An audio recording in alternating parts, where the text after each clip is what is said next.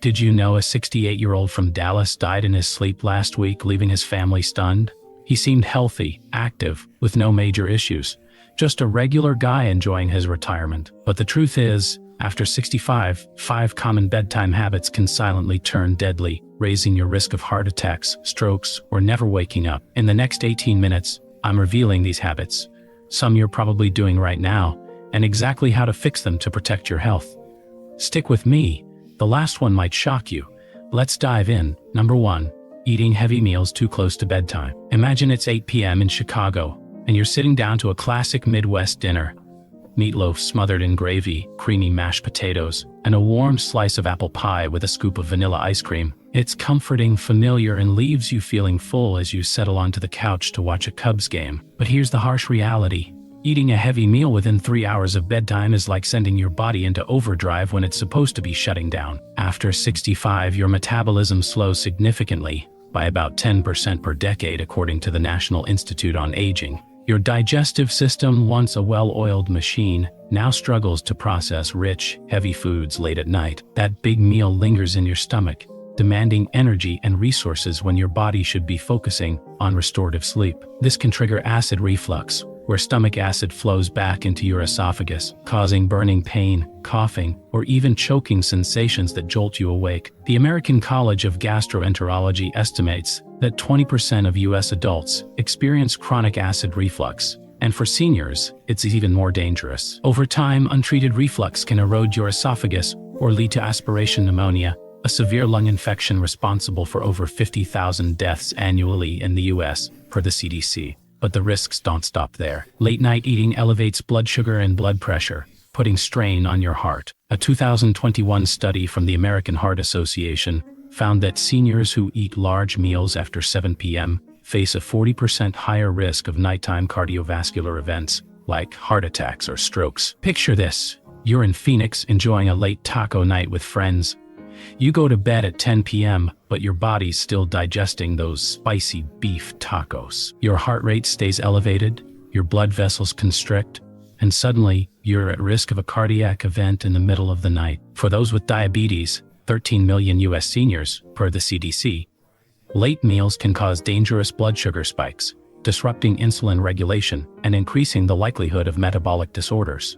So how do you break this habit? Aim to finish your last big meal by 6 or 7 p.m., giving your body at least 3 to 4 hours to digest before you lie down. In food-loving cities like New Orleans, where late dinners of gumbo or jambalaya are a tradition, this might feel tough, but it's worth it. If hunger strikes later, opt for a light, sleep-friendly snack. A handful of almonds, a small apple, or a cup of warm chamomile tea. These choices are easy on your stomach and may even promote relaxation, thanks to compounds like magnesium in nuts or pagenin in tea. For example, in Seattle, where coffee culture reigns, swapping a late-night dessert for a soothing herbal tea can make a huge difference. By adjusting your eating schedule, you'll reduce acid reflux, lower cardiovascular strain, and wake up feeling energized instead of sluggish. You'll also protect your long-term health, avoiding complications that could land you in a hospital bed. What's your favorite late-night meal or snack? Have you noticed how heavy foods affect your sleep? Drop your thoughts in the comments below. Number 2. Drinking too much liquid before bed. We've all heard the advice to stay hydrated. 8 glasses of water a day, especially in hot, dry places like Tucson or humid Miami. But downing a big glass of water, iced tea, or orange juice at 9 p.m. in Brooklyn can backfire after 65. As we age, our bladder loses elasticity, and our kidneys don't slow down at night like they used to. This leads to nocturia, or frequent nighttime urination, which affects over 50% of U.S. seniors, according to the National Institute on Aging. Waking up 2, 3, or even 4 times to use the bathroom isn't just inconvenient. It's a serious health risk. Each trip to the bathroom increases your chance of a fall, especially if you're groggy or moving quickly. The CDC reports that falls are the leading cause of injury-related deaths for Americans over 65, with 36,000 fatalities in 2020 and over 2.8 million emergency room visits. A fall in the dark, maybe in a cluttered hallway in a Denver suburb, could result in a fractured hip, a traumatic brain injury, or even death. Beyond falls, nocturia disrupts your sleep cycle, preventing you from reaching the deep, restorative stages of sleep your body needs. Every time you flip on the bathroom light, your brain thinks it's morning, halting melatonin production. Melatonin, the sleep hormone, drops naturally with age, and poor sleep quality compounds this, raising your blood pressure, weakening your immune system, and accelerating cognitive decline. A 2023 Harvard study found that seniors with disrupted sleep have a 30% higher risk of developing dementia over time. Imagine this: you're in Atlanta sipping sweet tea all evening. You wake up at 2 a.m., stumble to the bathroom, and feel dizzy from a sudden drop in blood pressure, known as postural hypotension. This condition, common in seniors, can cause fainting, and if you hit your head, the consequences could be life-altering. Here's the fix. Prioritize hydration earlier in the day. By 3 p.m., aim to have consumed most of your fluids, about 64 ounces for most seniors, per the Mayo Clinic. In high-altitude cities like Albuquerque, where dehydration is a constant concern, sip small amounts in the evening if needed, but avoid large glasses. Steer clear of caffeine after noon. That afternoon latte in San Francisco could still be acting as a diuretic by bedtime. Also, watch for hidden liquids in foods like soups, watermelon, or even medications that increase fluid retention. For example, in coastal Maine, where clam chowder is a staple, cutting back on soupy dinners can help. These changes will reduce nighttime bathroom trips, lower your fall risk, and improve sleep quality, keeping your brain and heart healthier. Do you find yourself waking up to use the bathroom? What's your evening drink routine? Share your experience in the comments. Number 3. Ignoring your bedroom's temperature. There's nothing like a warm, cozy bedroom on a cold night in Minneapolis or a snowy evening in Buffalo.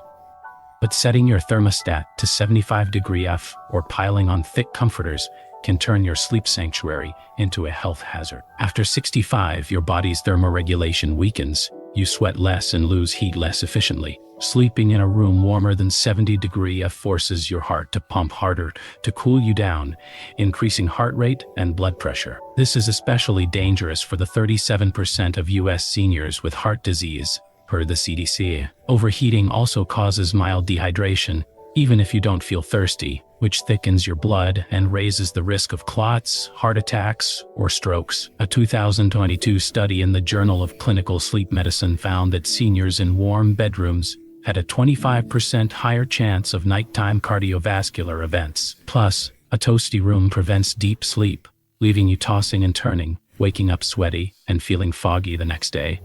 In humid Houston, where air conditioning is a must, a warm bedroom can make you feel like you're sleeping in a sauna. Consider this scenario.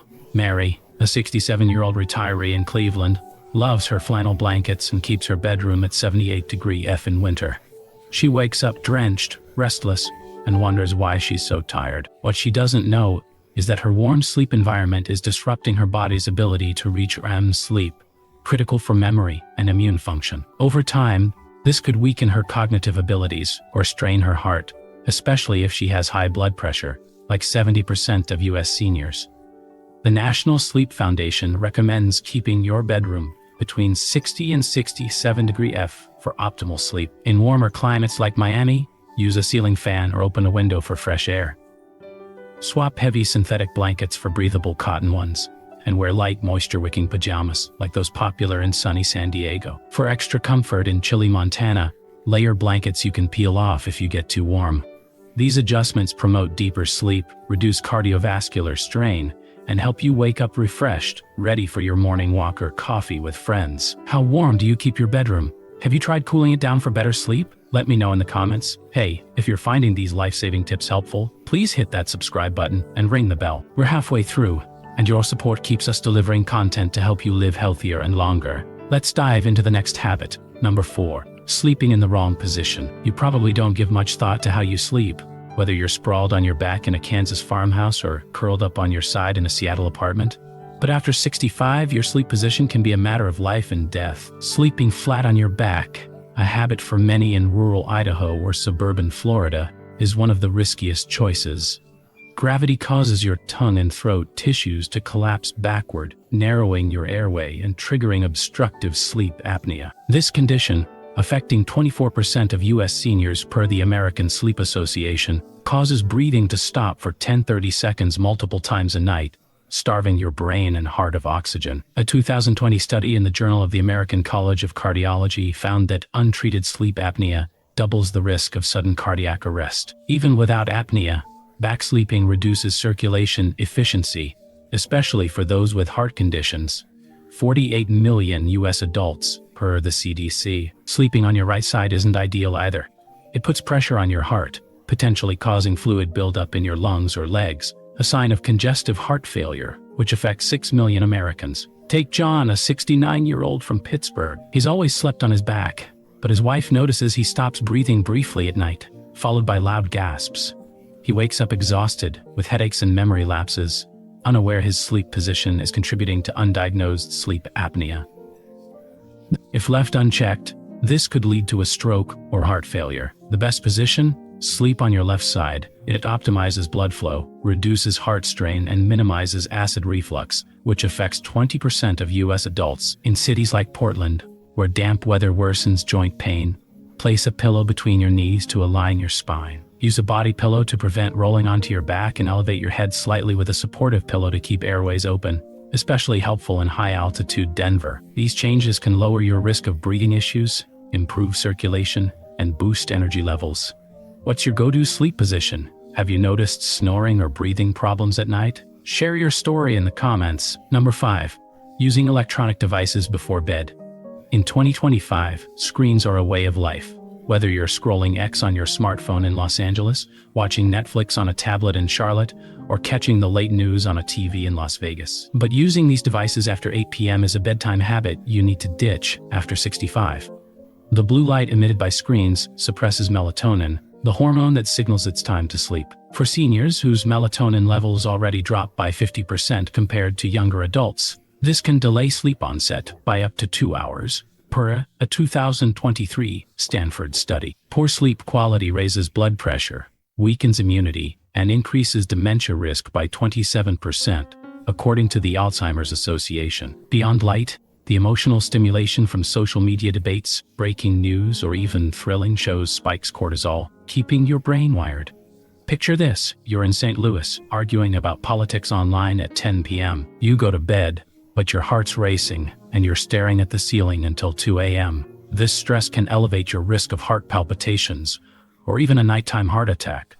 The solution is a screen-free wind-down routine. By 9 p.m., whether you're in Nashville or New York, put devices away. Read a paperback like a mystery novel popular in Chicago bookstores, or listen to soothing music, like jazz in New Orleans. Try light stretching or meditation, techniques gaining traction in wellness-focused Boulder. If you must use a device, enable blue light filters and dim the screen, a habit tech-savvy Austinites swear by. In colder climates like Anchorage, a warm bath can replace screen time, relaxing your body and signaling sleep.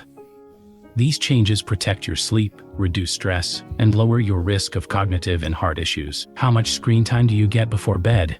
What's your favorite screen-free way to relax? Let me know in the comments. These 5 habits: eating heavy meals late, drinking too much liquid, sleeping in a warm room, choosing the wrong position, and using screens before bed, might seem like small parts of your routine, but after 65, they're potential threats to your life. In the US, heart disease kills 700,000 people annually, and falls claim 36,000 seniors, per the CDC. Simple changes can transform your health.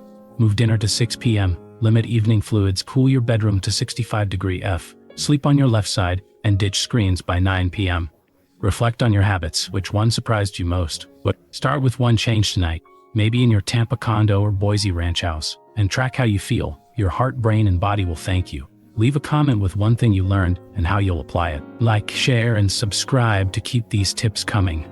Here's to waking up stronger, healthier, and ready for life every morning.